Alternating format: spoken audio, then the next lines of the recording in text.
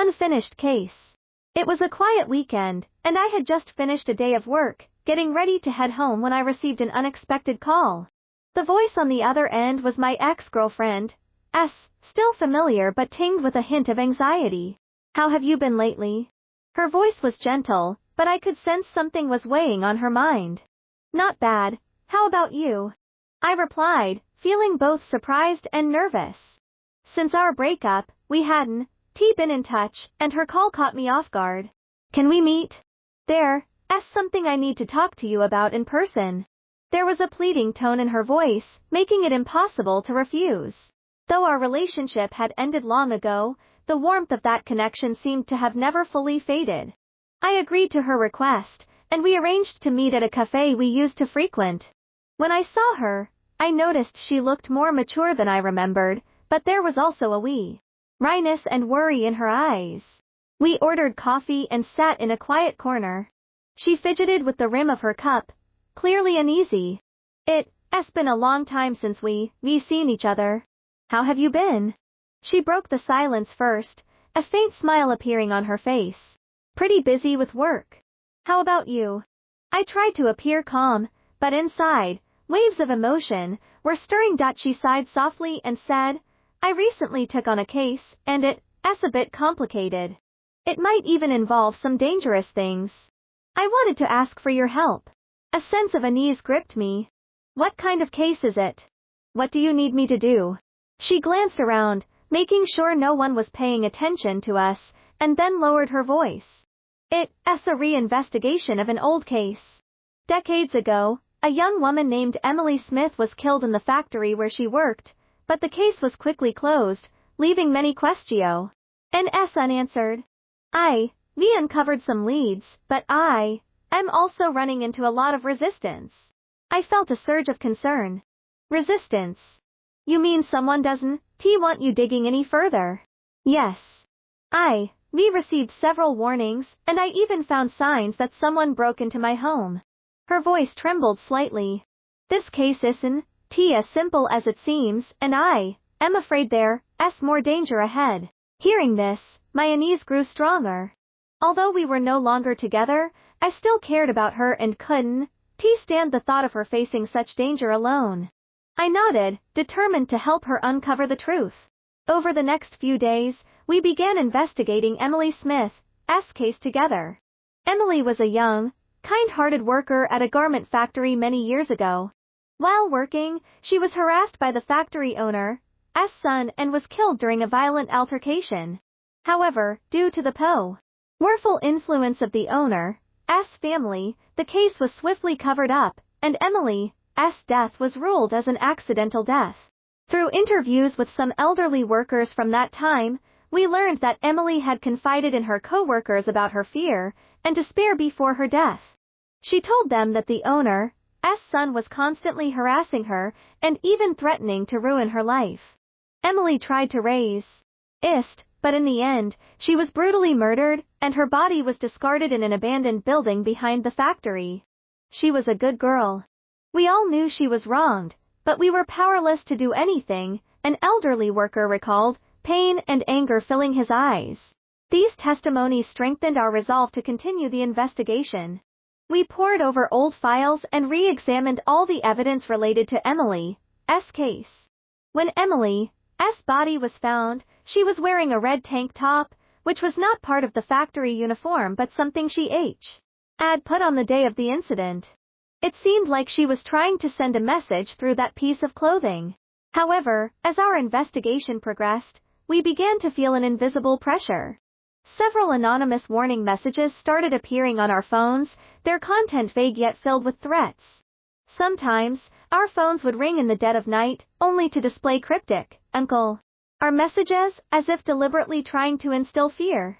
Dawn, do you think these threats are kind of ridiculous? I tried to ease her tension. Maybe, but something doesn't feel right, she said, frowning. It's clear these people Dawn want us to keep digging.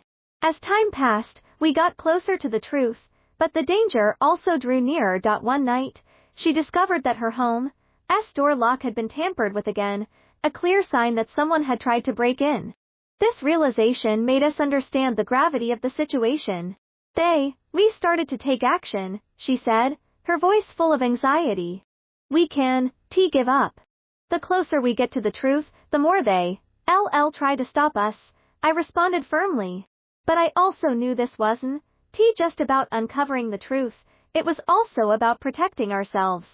We decided to take more covert measures in our investigation while also enhancing our security. We changed our communication tools to avoid being tracked, and we always met in crowded places. As our investigation deepened, we uncovered more clues and suspicious details. Emily's death wasn't, a simple accident, it was a carefully planned murder. The factory owner's son had long had his eyes on her and took advantage of her being alone at the factory that night to assault her. Emily fought back with all her might but was ultimately killed. What was even more shocking was that we found out the factory owner and his family not only covered up the murder but also used threats and bribery to seal the case, ensuring no one dared to expose the truth. These people are despicable, she exclaimed angrily. They destroyed an innocent life and then tried to bury their crime. I nodded in agreement. We need to expose this evidence and let everyone know the truth. However, our actions had drawn the attention of the factory owner's family, who clearly didn't want their scandal to come to light. We started receiving more threats, and even noticed we were being followed when we went out. One night, we decided to visit the site where Emily died, the now abandoned garment factory building, for a field investigation. The place had turned into a desolate ruin, with hardly anyone ever visiting. We brought flashlights and carefully entered the ruins, hoping to find some new clues. Suddenly, we heard some unusual noises. Someone's following us, I whispered, feeling a tightening in my chest. She nodded, a hint of fear in her eyes. We tried to stay quiet, but it seemed our pursuers had already spotted us. The footsteps grew closer, and we hid in a dark corner, holding our breath. The shadows of two tall men gradually came into view, slowly moving towards our hiding spot. We need to get out of here, now, I whispered to her. She gripped my hand tightly, and while our pursuers were paying attention, we escaped through a side door, running until we were safely away from the ruins. Though we had temporarily evaded danger, the experience left us deeply shaken. They won, stop until they get what they want. We need to be even more careful, I told her, trying to calm myself down. I'm not just worried about us anymore. I'm also concerned for the people who helped us, she replied, her voice full of worry. As we were gripped by fear and anxiety, things began to take an even stranger turn. Not long after we fled the ruins that night, I received a frantic call from the hospital. The voice on the other end told me that the factory owner's son had suddenly died at home, with the cause of death still undetermined. That's impossible. He was always in good health. I remembered her mentioning that the factory owner's son had recently been active in the business world and was in excellent shape. We rushed to the hospital and learned that he died with a look of sheer terror on his face, as if he had seen something horrifying.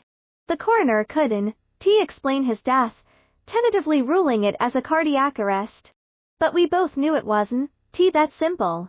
A few days later, the factory owner himself was found dead under mysterious circumstances in his mansion. There were no signs of a struggle, but his body was twisted into a grotesque position, his eyes wide open and mouth agape as if he had witnessed something terrifying. The police couldn't explain his death either, speculating that extreme fear had caused his heart to fail. These strange deaths caused quite a stir in the city, but due to the factory owner's family's influence, the case was quickly hushed up. However, we knew it was no coincidence. As the factory owner and his son died one after another, other family members and accomplices also began to experience bizarre accidents. The factory owner's brother drowned mysteriously in his own swimming pool. When the coroner examined his body, his lungs were full of water. Yet oddly, when his body was found, it was floating on the water's surface with no signs of a struggle, as if some force had forcibly held him underwater. Even more strangely, a close friend of the factory owner's S. son was found hanged in his attic on a calm, quiet night. The police investigation revealed that his door was locked from the inside, and the windows were shut tight, making it impossible for anyone to have entered or I did. The case was ruled as a suicide, but we both knew it was far from a simple suicide. As these strange incidents unfolded, our own lives were far from peaceful. Though we had temporarily escaped the threat of being hunted, we lived each day under the shadow of fear.